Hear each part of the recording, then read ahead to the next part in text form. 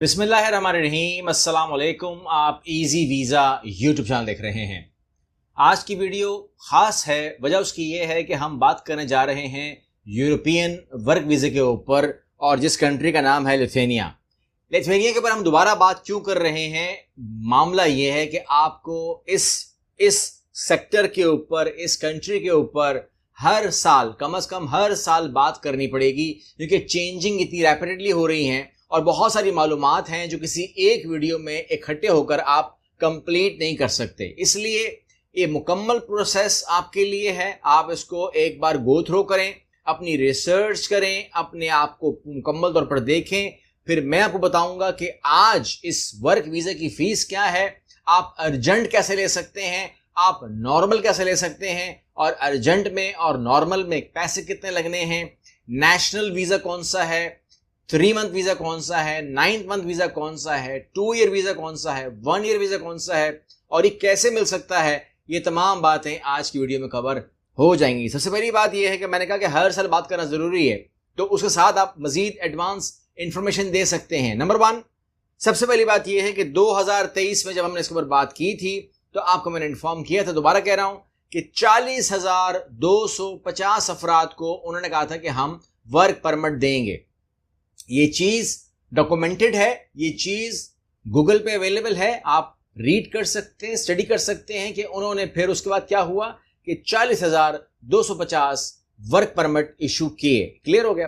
अब आप आ जाइए यहां पर, जहां पर आपको बता रहा हूं कि एक बार फिर लिथुआनिया कह रहा है कि हम 2024 के अंदर 40,300, तो 50 का फर्क है। इसको आप फर्क मत मानिए, बढ़ गए हैं लेकिन मत बड़ा मानिए। आप बोलिएगा कि 40,300 अफराद को 2024 के अंदर ज़रूर अकोमोडेट किया जाएगा जॉब्स के लिए, जिसमें पाकिस्तानी भी होंगे और तमाम लोग भी होंगे। अच्छा, ये सवाल भी आएगा कि पाकिस्तानी होंगे कि नहीं होंगे, तो वो सवाल भी मैं इस वीडियो में आपको लाजमी तौर पर, अब मुझे ये चीज़ें ऐड करनी पड़ेगी, बिकॉज जो पाकिस्तान के एंटी पावर्स हैं, जो हमारे मुखालिफ हैं, जो जंगें लड़ते हैं ना, वो जंगें नहीं लड़ते खाली, याद रखिएगा। वो जंग नहीं लड़ते जिसमें आप कहते हैं कि जी वो सिर्फ फौजी जो है ना वो सरहदों पे आ जाते हैं, बल्कि दिमाग में रखिएगा कि वो यहाँ पर भी आ जाते हैं और आपको वो करते हैं, एक दिमागी तौर पर रोकते हैं, आपकी रुकावट डालते हैं, और उनको पहचानने की ज़रूरत है। अच्छा, अब यहाँ पर आप आ जाइए। यहाँ पर हम बात करने जा रहे हैं कि यहाँ पर आपके पास ये बस काफ़ी है कि आपके पास कोटा मौजूद है। कोटे के बाद जो आपको मैं दिखाने जा रहा हूँ, वो मैं आपको दिखाने जा रहा हूं शॉर्टेज लिस्ट। ठीक हो गया जी। अब शॉर्टेज लिस्ट के ऊपर आप आ जाइए, और शॉर्टेज लिस्ट के अंदर आप देखिएगा कि कौन से अफराद हैं जो इस, अच्छा ये चीज़ यहाँ पर वहाँ पे दोबारा आएगी, मैं दोबारा वहाँ पढ़ूंगा नहीं, ठीक है ना, मैं सिर्फ मैं दिखाऊंगा, वहाँ पर आ जाएगी तो पढ़ूंगा नहीं, क्योंकि सबसे कीमती लिस्ट यही है जहाँ पर शॉर्टेज है और जल्दी लोगों की नीड है, जल्दी जाएंगे। अच्छा, जल्दी पे याद आया, आपको मैं पहले इन्फॉर्म कर दूँ कि अगर आप ये वीज़ा अप्लाई करते हैं और नॉर्मल अप्लाई करते हैं तो नॉर्मल वीज़ा आपका 1 महीने में आ जाएगा, और 1 महीने की फ़ीस है 160 यूरो। अगर ये प्रोसेस आप कहते हैं कि जी अर्जेंट होना चाहिए, तो वो 15 दिन में प्रोसेस कंप्लीट हो जाएगा। 14 डेज़ का वो लोग कहते हैं, 15 दिन कह दीजिएगा। वो है 320 यूरो फ़ीस। तो 320 यूरो कब मांगे जाएंगे, मतलब वो मांगेंगे लिथुआनिया वाले, कॉन्सुलेट मांगेगी, या 160 कब मांगेगी, ये आपके ऊपर डिपेंड करेगा कि आपको अर्जेंट चाहिए या आपको 1 महीना बर्दाश्त है। ठीक है, दोनों में फ़र्क कोई नहीं होता, आपको वेट कर लेना चाहिए। मेरे हिसाब से 160 ही ठीक है, फीस देना, ज़्यादा पे करने की ज़रूरत है नहीं। बात करने जा रहे हैं शॉर्टेज लिस्ट के हवाले से, क्योंकि शॉर्टेज लिस्ट बड़ी भी बहुत है, काम की भी बहुत है, और शॉर्टेज का मतलब ये है कि वहाँ पर आपको जल्दी बुलाया जाएगा, क्योंकि वहाँ शॉर्टेज है। अगर वहाँ पर नीड है तो फिर बुलाया भी जाएगा, अगर नीड नहीं है तो फिर बुलाया नहीं जाएगा। अच्छा, अब यहाँ पर सूरत हाल ये है कि यहाँ पर वो लोग भी ज़्यादा कंफर्टेबल होंगे जिनकी तालीम बहुत ज़्यादा नहीं है, या वो तालीम याफ्ता नहीं है, या उनके पास ऐसी कोई चीज़ नहीं है जिसके ऊपर कह सकें कि हम, इनके पास डिग्री, डिप्लोमा शिप्लोमा तमाम मामलात हैं। तो उसके लिए शॉर्टेज लिस्ट काम आती है, फास्ट प्रोसेस के साथ जल्दी हो सकता है। अपने आप को ढूंढिएगा आप इस लिस्ट के अंदर, या फिर आप इसको सर्च भी कर सकते हैं। मैं आपको ऑफिशियल वेबसाइट पर दिखाऊंगा, अगर वहाँ पर आप ट्रांसलेट कर सकें तो ठीक है, वरना आप यहाँ से हेल्प ले सकते हैं, खुद भी ट्रांसलेट कर सकते हैं। यहाँ पर आप देखिएगा शॉर्टलिस्ट के अंदर सबसे पहले कंस्ट्रक्शन वर्कर के हवाले से बात हो रही है, और यहाँ पर अगर आप देखें तो नॉक कोट्स के साथ, यहाँ पर नॉक कोट कह सकते हैं आप ना, आप यूज्ड टू हैं, तो न कोर्स के साथ यहाँ पर आप देख रहे हैं कि वाइड प्रोफाइल बिल्डर है, उसके अलावा आप देखते रहिएगा अपने आप को, अगर आपको नजर आता है यहाँ पर टाइलर है, प्लास्टर वाला है, एक्सटर्नल प्लास्टर वाला है, इंस्टॉलर है, इसके अलावा पाइप फिटर है, मेसन है, प्लम्बर है, गैस वेल्डर है, इलेक्ट्रिक वेल्डर है और स्पॉट वेल्डर है, इलेक्ट्रिशियन है, वगैरह वगैरह वगैरह। यानी कि almost you can say tower crane operator है। आप कह सकते हैं कि कंस्ट्रक्शन के तमाम काम करने वाले लोग हाई स्किल्ड वर्कर हैं। कंस्ट्रक्शन की फील्ड हाई डिमांड है, हाई स्किल्ड है, शॉर्टेज है वहां पर। ठीक हो गया। अब आप आ जाइए शॉर्टेज के अंदर, इंडस्ट्री सेक्टर में भी शॉर्टेज है। यहाँ पर आप देख रहे हैं ये उसमें भी प्लम्बर आ जाएगा, यानी कि यहाँ पर भी अवेलेबल इलेक्ट्रिक वेल्डर है, कॉन्ट्रैक्ट वेल्डर है, गैस वेल्डर है, स्पॉट वेल्डर है, इसके अलावा मेटल ड्रिलर है और ट्यूनर ऑफ ऑटोमेटिक लाइंस हैं, वाइड प्रोफाइल मैकेनिक है, वगैरह वगैरह वगैरह। ये पूरे के पूरे जो लोग इंडस्ट्री को जानते हैं, fish cutter, meat maker, butcher वगैरह, वो भी इसमें आ जाएंगे। इसके अलावा आप देख लीजिएगा बेकर भी आते हैं। इसके अलावा पैकर्स भी इसमें आते हैं, फूड पैक करने वाले, चीज़ें पैक करने वाले, डब्बे पैक करने वाले, वो भी। हेयर ड्रेसर, बाल काटने वाले भी इसमें आ जाएंगे। गारमेंट स्विंग मशीन ऑपरेटर, दर्जी भी इसमें आ जाएंगे। फिश प्रोसेसिंग प्लांट ऑपरेटर, अगर आप मछलियों को जानते हैं, उनके उसके मामला को जानते हैं, तो वो भी इसमें आ जाएंगे। इसके अलावा आप बहुत सारे देख सकते हैं, इस तमाम काम इसमें आ रहे हैं। सर्विस सेक्टर पे आ जाइए, वहाँ मैं आपको ले जाता हूँ। सर्विस सेक्टर के अंदर कंप्यूटर साइंटिस्ट भी है और इसके अलावा driver of international passenger transport vehicles, इसके अलावा और बहुत सारे आ रहे हैं। ओके जी, आगे चलते हैं जी। और इसमें आता है जी एग्रीकल्चर भी आता है, फॉरेस्ट्री भी आती है, फिशरीज भी आती है। ठीक है, जिसमें आपके सामने तमाम चीज़ें लिखी हुई हैं, यहाँ से आप इसको देख सकते हैं। तो बहुत लंबी लिस्ट है। अब मैं आपको लेके जा रहा हूँ इसकी मेन वेबसाइट के ऊपर। इसको आपने गौर से देखना है और इस पर वर्किंग करनी है।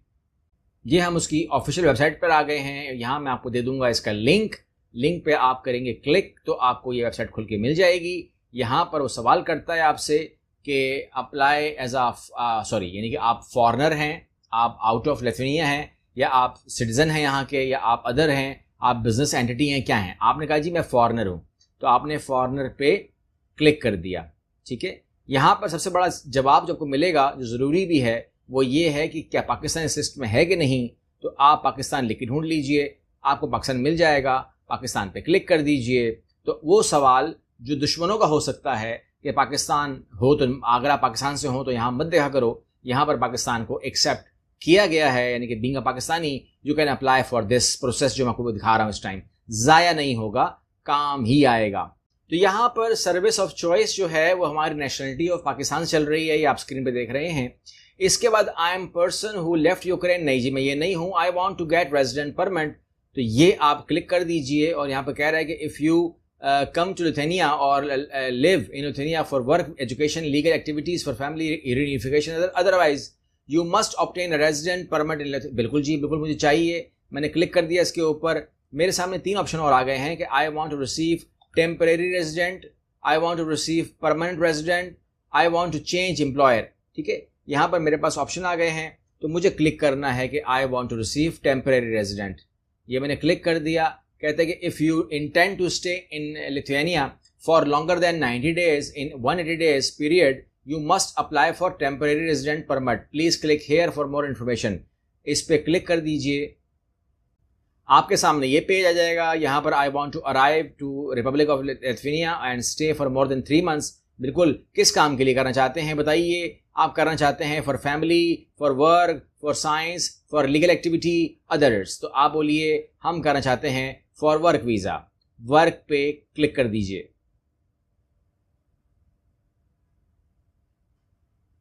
जब आप वर्क पे क्लिक कर देंगे, आपके सामने वर्क का मामला खुल जाएगा कि I want to get a visa, I want to receive a temporary resident permit. यहां पर आप देख रहे हैं कि I want to receive renew a temporary resident permit, I am highly skilled employed, और तमाम ऑप्शन आ रहे हैं। ठीक है, आप हाईली स्किल्ड एम्प्लॉय पे कर दीजिए। अगर आप हाईली स्किल्ड एम्प्लॉय हैं या जो भी आप हैं, अपने हिसाब से अपनी एलिजिबिलिटी चेक करनी है। यहाँ जब आप खोल देंगे तो I am highly skilled employee, तो यहाँ पर what is blue card, how to get blue card, जो हाईली स्किल्ड एम्प्लॉय होते हैं उनको ब्लू कार्ड मिलता है, जो कम से कम 2 से 3 साल का होता है। तो यहाँ पर आप how to get blue card के लिए आप कर सकते हैं कि how do I get blue card, मैं कैसे हासिल कर सकता हूँ। तो यहाँ पर आपके सामने ऑप्शंस खुलने शुरू हो जाएंगे। If you intend to work in occupation which is included in the list of high value added occupation for which there is shortage of worker in republic, तो आप यहाँ पे क्लिक कर दीजिएगा। और जब आप यहाँ पे क्लिक करेंगे तो आपके सामने ये देखें डिटेल आ जाएगी, इसको आप पढ़ सकते हैं। लिस्ट ऑफ डॉक्यूमेंट्स हैं जो टू इशू हैं, लिस्ट ऑफ डॉक्यूमेंट्स मुकम्मल दिए गए हैं, आप इसको पढ़ सकते हैं। मैं इसके ऊपर ज़्यादा टाइम नहीं लूँगा, लेकिन यहाँ पर आप नीचे आ जाइए, यहाँ लिखा हुआ है कि you must pay the republic fee of acceptance है।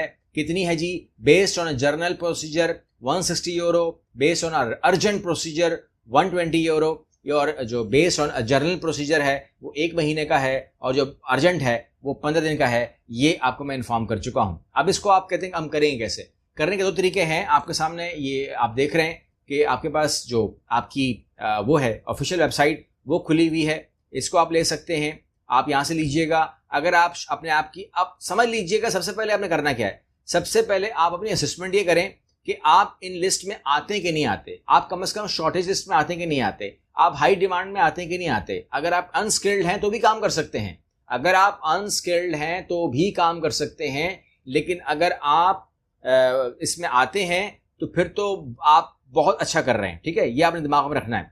तो अगर आप अनस्किल्ड हैं, आप स्किल्ड हैं, आप शॉर्टेज में आ गए, या आप हाई वैल्यूड में आ गए, किसी भी सूरत के अंदर आप अप्लाई कर सकते हैं, ये प्रोग्राम आप कर सकते हैं। अगर आपने इसको एक्सक्लूसिव करना हो, खुद करना हो, तो ये रहा तमाम चीज़ें। फीस, डॉक्यूमेंट्स की लिस्ट है, उसको डाउनलोड कीजिए, उसको खोलिए पीडीएफ के अंदर, उसको प्रिंट आउट निकाल लीजिए, भरना स्टार्ट कीजिए, पेंसिल से भरिए, गलती हो तो मिटाइए, दोबारा कीजिए, और उसके बाद उसको नीट करके आप काम कर सकते हैं और अप्लाई कर सकते हैं। यहाँ पर आपको एम्प्लॉयर के साथ रब्ता करना होगा, कंपनी से रब्ता करना होगा, और उनके साथ कॉरेस्पॉन्डेंस करनी होगी, बातचीत करनी होगी, और उनको मुतमईन करना होगा कि आप बेस्ट कैंडिडेट हैं आउट ऑफ जितने भी उनके पास हैं, क्योंकि ज़्यादा लोग रहें। ठीक है ना। अब फॉर एग्जाम्पल आप कह सकते हैं कि अगर 40,000 लोगों का इंतखाब होना है और हो रहा है, तो उसके अंदर अब तक की सूरत हाल क्या है? अब तक सूरत हाल ये है कि 10,000 भी नहीं हुए।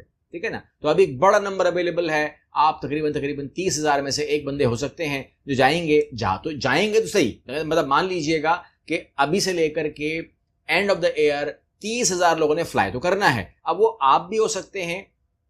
कौन जाएगा? विदाउट अप्लाई किए तो कोई नहीं जाएगा, अप्लाई करेंगे तो जाएगा। ठीक है ना। जब तक आप लॉटरी का टिकट खरीदते नहीं है, लॉटरी निकल नहीं सकती है, चाहे आप कितनी भी दुआएं क्यों ना कर लें। तो यहाँ पर अगर आपने अपने लिए कुछ करना है तो आपको करना ये होगा कि 2 तरीके हैं। या तो आप इन तमाम बातों को समझ लीजिए, अपनी असेसमेंट इस तरह कर लीजिए कि जिस तरह मैंने बताया कि शॉर्ट लिस्ट में है, स्किल्ड में है, अनस्किल्ड में है, हाई वैल्यूड में है, अपने आप को चेक कर लीजिए। अगर आप वहाँ फॉल करते हैं तो कुछ वेबसाइट्स आपको मैं देने लगा हूँ, इस वीडियो के नीचे मेरे फर्स्ट कमेंट के अंदर भी होंगे और मेरे डिस्क्रिप्शन बॉक्स में भी होंगे। वहाँ खोल लीजिए, कमेंट यही आएगा कि कुछ दे दीजिए, क्योंकि उन्होंने यहाँ तक वीडियो देखी नहीं होगी। अब मैं बता रहा हूँ आप लोगों को, आपको वो लिंक मिल जाएंगे, एम्प्लॉयर से रब्ता कीजिए, बातचीत कब कर सकते हैं। ये तमाम का तमाम प्रोसेस जो है ये हमारे ऑफिस के पास ऑलरेडी अवेलेबल है।